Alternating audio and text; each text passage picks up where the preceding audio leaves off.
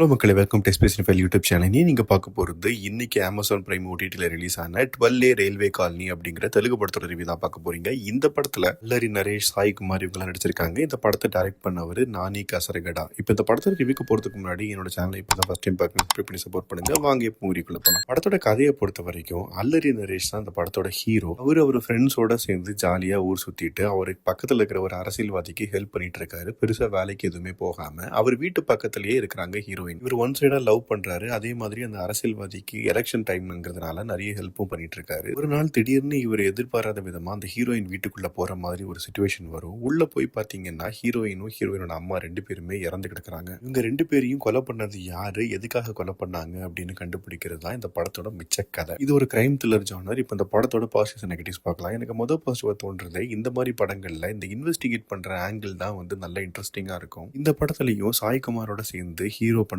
விஷயங்கள்லாம் கொஞ்சம் இன்ட்ரெஸ்டிங்கா தான் இருந்தது. அண்ட் கடைசியா ஒரு ட்விஸ்டும் இருந்தது. அதுவும் கொஞ்சம் ஓகேவா இருந்தது. குறிப்பா இந்த படத்துல ஒரு கிரைம் த்ரில்லர் இன்வெஸ்டிகேஷன் அப்படிங்கறத தாண்டி ஒரு சூப்பர் நேச்சுரலான ஒரு விஷயங்களும் நடக்குது. லைட்டா ஒரு ஹாரர் எலமெண்ட்டும் சேர்ந்து இருக்குது அப்படின்னு சொல்லலாம். ஆனா அந்த எலமெண்ட்டை ரொம்ப திணிக்காம சட்டிலா எடுத்திருக்காங்க. அதுவும் பார்க்க நல்லா இருந்தது. சில காமெடிஸும் ஒர்க் அவுட்டா இருக்குது. அண்ட் டெக்னிக்கலா சினிமோட்டோகிராஃபி நல்லாவே இருந்தது. அண்ட் பிஜிஎமும் சப்போர்ட் பண்ணியிருக்குது அப்படின்னு சொல்லலாம். இதெல்லாம் தான் இந்த படத்தோட பாசிட்டிவ்ஸ். இப்ப நெகட்டிவ் செட் பார்க்கலாம். எனக்கு முதல் நெகட்டிவா தோன்றது, இந்த படத்தோட கதைக்கு போறதுக்கே ஒரு 20 to 30 மினிட்ஸ் ஆயிடுது. அதுக்கு முன்னாடி சும்மா அந்த ஃப்ரெண்ட்ஸோட பேசுறது, ஹீரோயின் துரத்துறது அப்படிங்கிற மாதிரி விஷயங்கள்லாம் போயிட்டு இருக்குது. அண்ட் ரெண்டு பாட்டும் தேவையில்லாம வருது. அதெல்லாம் அந்த டியூரேஷனை கொஞ்சம் ட்ராக் பண்ண மாதிரி இருந்தது. அண்ட் என்னதான் சாய்குமார் போலீஸா இருந்து ஒரு இன்வெஸ்டிகேஷன் பண்ணாலும் ஹீரோவும் த்ரூ அவுட் அந்த இன்வெஸ்டிகேஷன்ல டிராவல் பண்றதா இருக்கட்டும், அவரே தனியா போயிட்டு கண்டுபிடிச்சு போலீஸ்க்கு இன்ஃபர்மேஷன் கொடுத்து கேஸ் சால்வ் பண்ற விதமா இருக்கட்டும், இதுல எல்லாமே ஹீரோக்கு இம்பார்ட்டன்ஸ் கொடுக்கணும் அப்படிங்கிறதுக்காக கொஞ்சம் ஓவர் ஹைப் பண்ண மாதிரி இருந்தது. அதெல்லாம் அழகா அவாய்ட் பண்ணிட்டு வேற விதமா கதையை கொண்டு போயிருக்கலாம். அண்ட் கொலை பண்றதுக்கு ஒரு ரீசன் ஒன்று கொண்டு வருவாங்க. அந்த ரீசனும் பெருசா கன்வின்சிங்கா இல்ல. மொத்தத்தில் இந்த படத்தை பத்தி சொல்லணும் அப்படின்னா,